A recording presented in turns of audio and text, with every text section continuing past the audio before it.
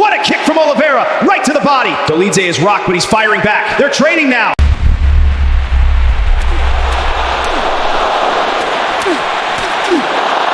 A huge kick from Oliveira. He blocks it and counters with a hook. What a battle in round 3. A straight right from the left fighter. Blocked cleanly. Now a counter hook. He slips it and circles out.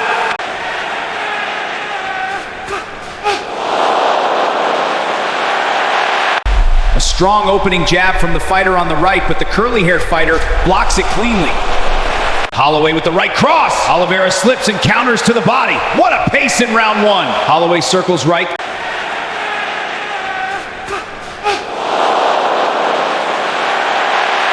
Oliveira with the counter. Holloway slips it beautifully. Holloway presses forward. Oliveira covers up. What a pace in round 1. Just lastly, you mentioned wanting the undisputed belt after this. A lot of questions about Conor McGregor and defending the title against him after this. How real do you think that could be? And I assume if you were to fight Conor, it would have to be at 170. So was that appeal to you as well? Você falou sobre lutar pelo cinturão, os leves depois, você já comentou sobre isso, mas também fala-se de Conor McGregor, sempre ficou essa coisa no ar de você lutar contra o Conor. O quão real é você lutar contra o Conor, que talvez quisesse esse cinturão BMF e que teria que ser nos meio médios? Como é que Holloway with the right cross. Oliveira slips and counters to the body. What a pace in round 1. Holloway circles right. Como é que você se sente em relação a lutar contra o Conor? Cara, na realidade, sendo bem verdadeiro, mais uma vez, a vontade de lutar pelo Conor é pelo dinheiro. Simplesmente isso.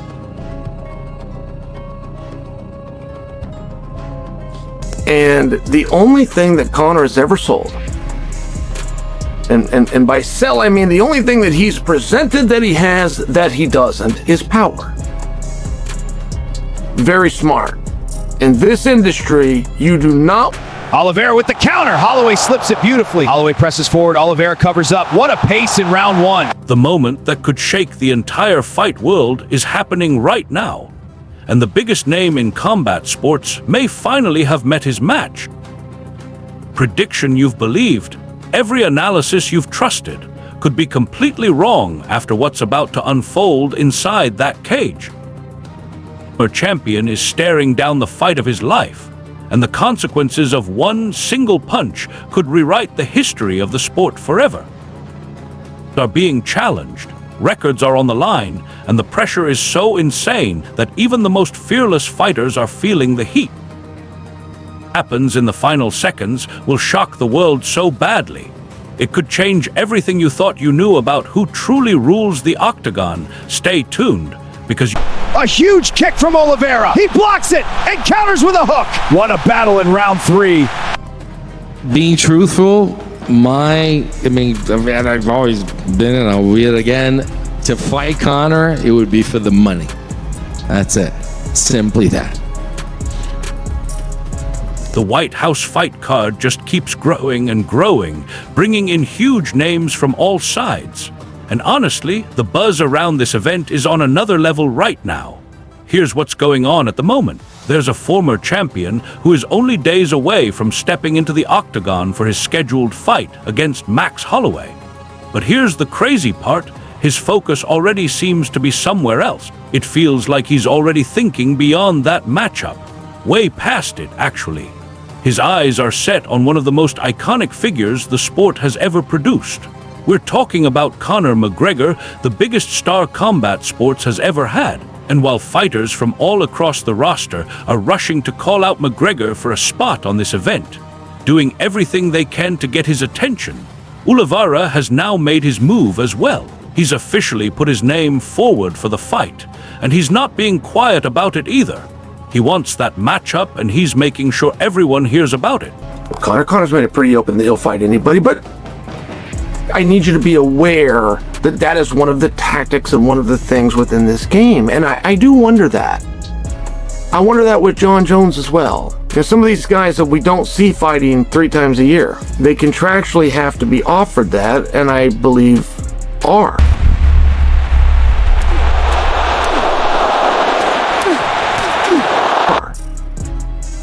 And I just wish I had that information. I would be very curious. Who were you offered? When were you offered him? And why did you turn it down? I would just be curious to that. So when Conor says I'm going to fight at the White House or in the... Okay, that means he's not... A straight right from the left fighter. Blocked cleanly. Now a counter hook. He slips it and circles out. He's not fighting the White House. Now that's old news. I brought that to you months ago that Conor's not on the White House card. But him revealing this himself and saying I'm fighting on the White House or in the summer or somewhere thereabouts. But this is where things start to get even more interesting. Even the man he's about to face, the opponent he should be completely locked in on, Max Holloway, has been speaking very openly about a certain moment from his career that he would love the chance to run back. The former featherweight champion, someone who has tested himself again and again against the best in the world, recently said that a rematch with Conor McGregor would be the perfect chance to deal with some unfinished business that has stuck with him for years. Explained very clearly that the idea of facing fighters who beat him before is something that truly motivates him. It brings out a different level of excitement in him compared to most other fights. But for Holloway, this isn't simply about getting revenge or wiping away a defeat on paper. There's a lot more behind it than that. What he really wants is the chance to show everyone watching, the fans, the critics, and even himself, how much he has changed and improved since the first time they fought. That opportunity to prove his growth is what pushes him the most. Yeah, well, we'll see what happens. And sometimes I feel silly asking you about Conor McGregor, but he is right there. He is, you know, you're still in the title picture, so why?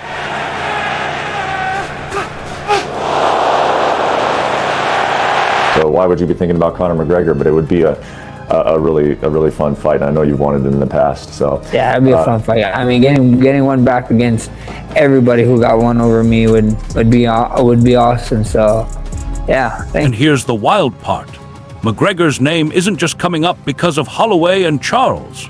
There's another extremely dangerous contender who has made it very clear that one huge fight is still missing from his career, a gap in his record that he feels needs to be filled. Geith brought up something pretty interesting when you really think about it. Over the course of his career, he has stepped into the Octagon with many of the sport's biggest names, standing across from champions and some of the toughest fighters out there. But somehow, the one opponent he has never faced is McGregor. That missing matchup still sticks out. It's the one fight that feels unfinished. And he has openly said, without any hesitation, that before his career comes to an end, that's a fight he still wants to make a reality. In a strange way, that potential matchup stays on his mind and motivates him more than most. Dude, I fought only legends. Yeah. Who could that be? McGregor, I guess. What a kick from Oliveira, right to the body. Dolidze is rocked, but he's firing back. They're trading now. Yes. Yeah. Yeah, I mean, outside that, there's really nobody else I could ask for that I haven't fought. As all this talk keeps growing and building, almost like pressure getting stronger and stronger before it finally bursts, McGregor himself has stepped in and added even more excitement to the situation, leaving everyone wondering what he's going to do next. To Chael Sonnen, who has been closely following everything happening around this situation, McGregor has been saying again and again that he plans to fight sometime this summer, which of course has fans buzzing with anticipation. But outside of that confident statement, there still hasn't been any clear announcement about where he'll fight or who he'll face. Nothing has been officially confirmed yet. Explained it in a very simple way when he said, if Conor showed up on it, right there would make it meaningful for whatever it was. And that idea really says a lot about McGregor's impact. He pointed out something that many people don't always consider. One of McGregor's biggest advantages right now is simply the fact that he's still signed to a promotion. A superstar with his level of fame can instantly raise the importance of any event or organization just by being part of it. Something official is announced. With contracts signed and press conferences set up, the mystery around McGregor's next move will keep the entire fight world guessing, with fans constantly checking their phones and refreshing their feeds. Conor is saying, look, I'm going to fight. I'm going to fight this summer. And he's making it clear that he doesn't know. I mean, he's dropping the veil. I don't know if it's the White House or the summer or somewhere thereabouts, which is a very real way of saying, I got nothing. A straight right from the left fighter. Blocked cleanly. Now a counter hook. He slips it and circles out. I got nothing booked. I have no clarity. And I do often wonder, and I wish I had access to this information, but so you guys understand, like from a political side, one of the great values of Conor McGregor and keeping Conor is to keep him from going somewhere else. And there's very few guys that are, but Conor is a star. If Conor was to pop up on, you fill in the blank, but if Conor was to pop up on, a huge kick from Oliveira. He blocks it and counters with a hook. Won a battle in round 3. It right there would be meaningful for whatever that was.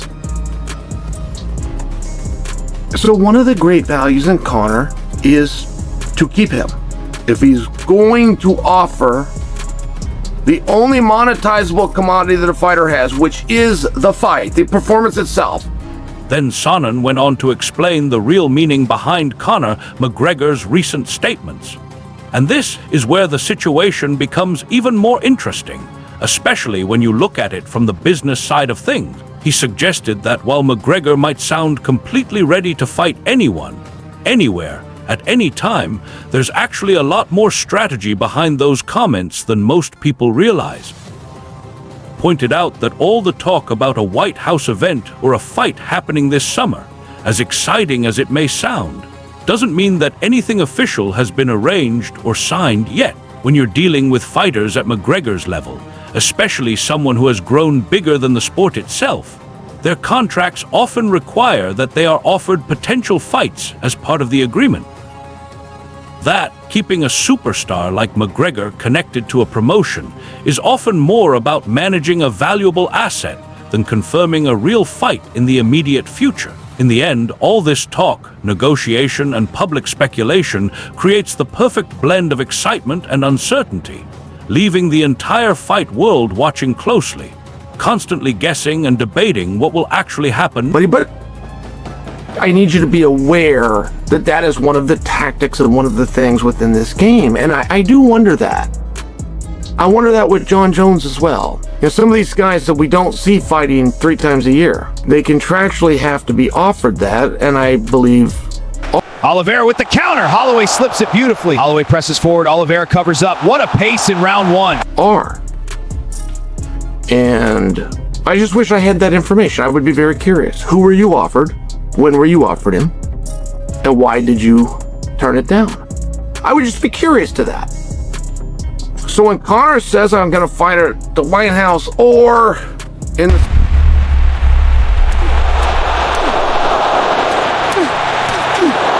Okay, that means he's not fighting the White House. Now that's old news. I brought that to you months ago that Conor's not on the White House card. But him revealing this himself and saying I'm fighting on the White House or in the summer or somewhere thereabouts. On the other side of the conversation, with the BMF fight getting closer and more attention turning toward that belt, it's worth looking at how the title itself has changed over time. When the BMF belt first appeared, I clearly remember that many hardcore fans and analysts didn't take it very seriously. To a lot of people, it felt more like a fun idea or a marketing move in a division that was already full of big fights, rather than something truly meaningful. Oliveira looks at it very differently now, especially after seeing what Max Holloway has done with it through his performances and the way he represents the belt. Oliveira believes that every fighter who has held that title has added their own part to its history, slowly building its reputation step by step. At the same time, he gives a lot of credit to Holloway in particular. In Oliveira's view, Holloway's run and the way he has carried himself have helped give the belt more respect and importance. What many people once saw as a simple gimmick has now started to feel like a real achievement, something fighters genuinely want to win and include as part of their legacy. When the belt was first introduced, sometimes people sort of spoke down on it, and now there's this idea that Max Holloway has turned this belt into something important.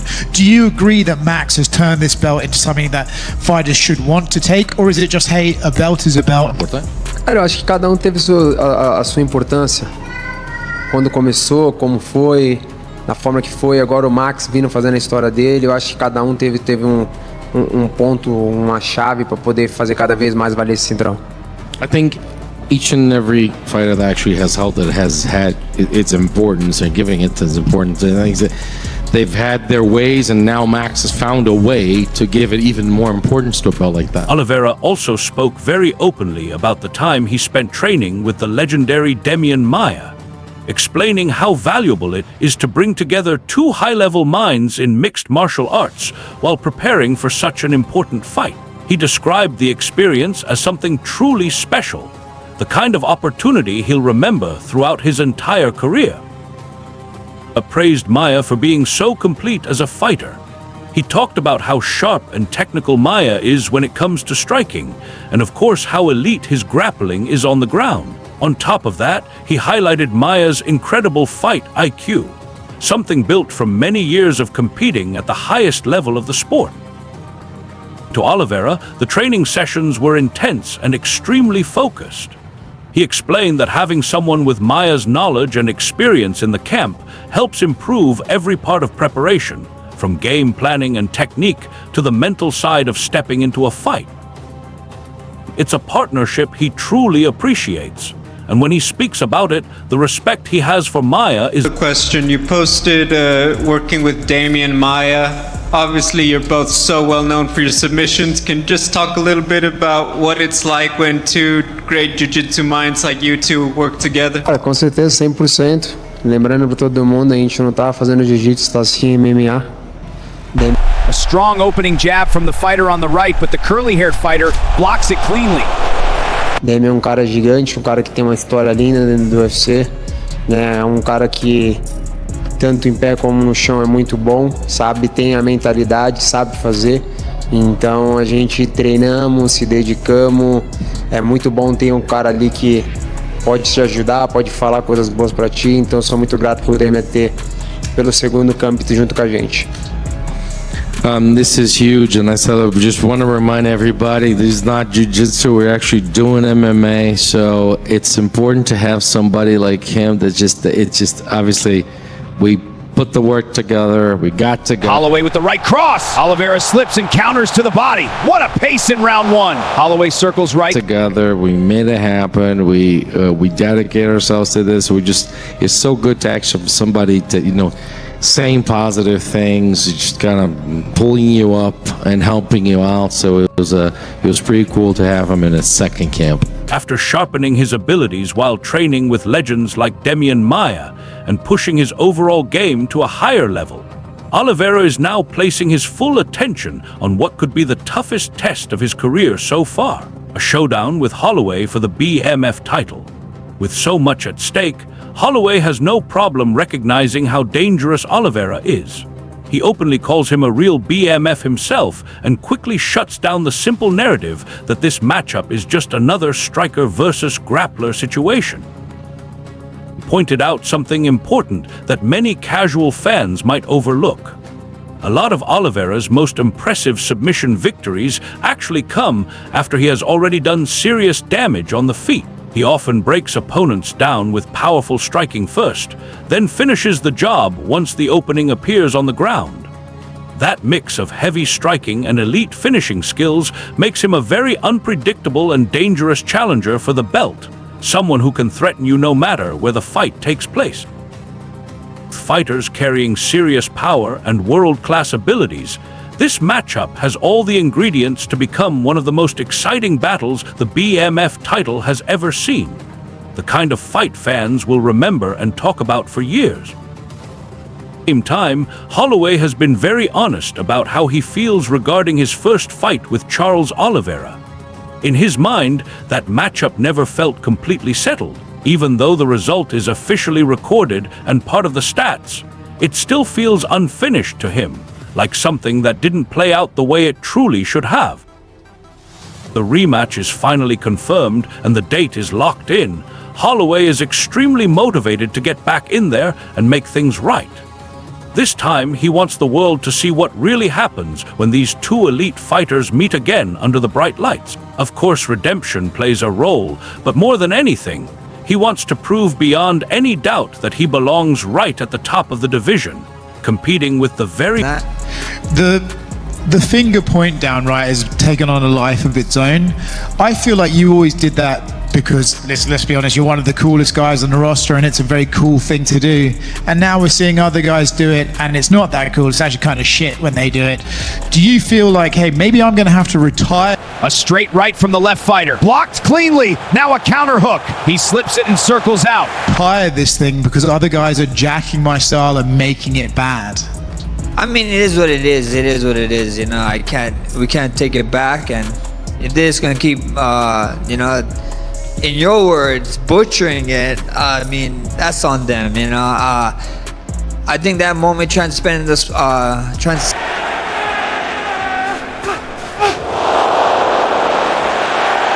transcended the sport, and it was amazing. You know, I was saying in an interview, I saw someone with my shirt on.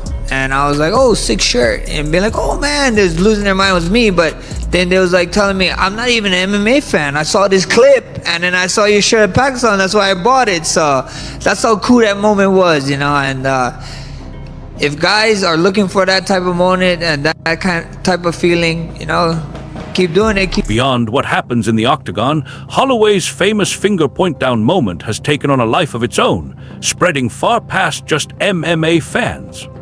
What began as his own signature move, something that was uniquely his, has now been copied and mimicked by others, sometimes losing some of its original impact along the way. The thing, Holloway isn't bothered by it at all. That gesture has grown bigger than the sport itself, inspiring fans all around the world. From casual viewers who barely watch MMA to people halfway across the globe buying his shirt after seeing that iconic clip go viral, the move has reached far beyond its original context. He sees it as a strong reminder that certain moments can truly go beyond the sport. And if others want to chase that same energy and try to recreate it, well, that's on them to figure. But Charles did that Q&A with a bunch of Brazilian fans, and he said that for the point down, he has the option to stand and bang with you because he knows he can do that. But you don't have the option to take him down based on his skill. A straight right from the left fighter. Blocked cleanly. Now a counter hook. He slips it and circles out. His skill set. You've also said it would be pretty BMF to submit the guy with the most submissions in the UFC. Are people overlooking your submission skills in the Octagon?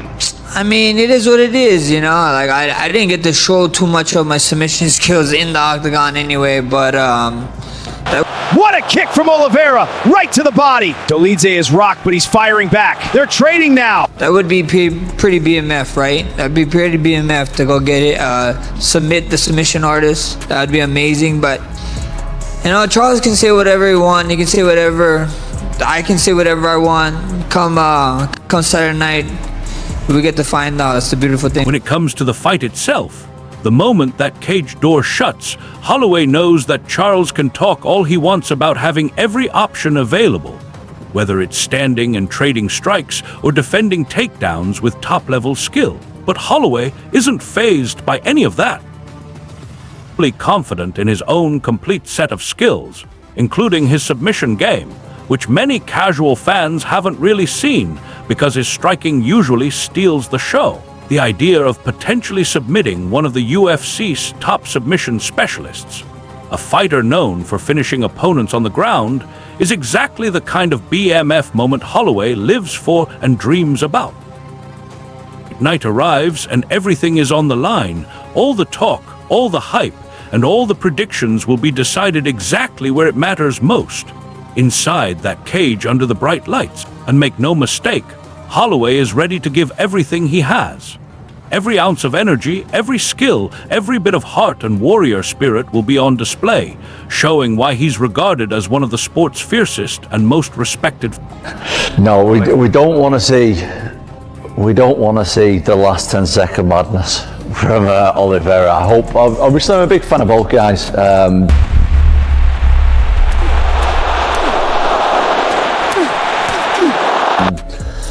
I think if you're involved in MMA and you like it and you like watching it and you're a fan of the sport, you can't not be a fan of these guys. These guys are both very good. I would rather have to see what happens. A huge kick from Oliveira. He blocks it and counters with a hook. Won a battle in round 3. What happened to poor Justin Gaethje when we were there live in Vegas? Nobody else should have to suffer the same fate, especially not Charles Oliveira. What do you think about Charles Oliveira setting his sights on Conor McGregor as his next opponent after the BMF title fight? Do you really believe he has the skills, the mindset, and the determination to come out on top if that huge matchup actually happens? Share all your predictions, opinions, and hot takes in the comments below. I want to know what you think about this entire situation. Forget to hit that subscribe button for more detailed fight breakdowns, expert analysis, and all the latest updates from the world of combat sports.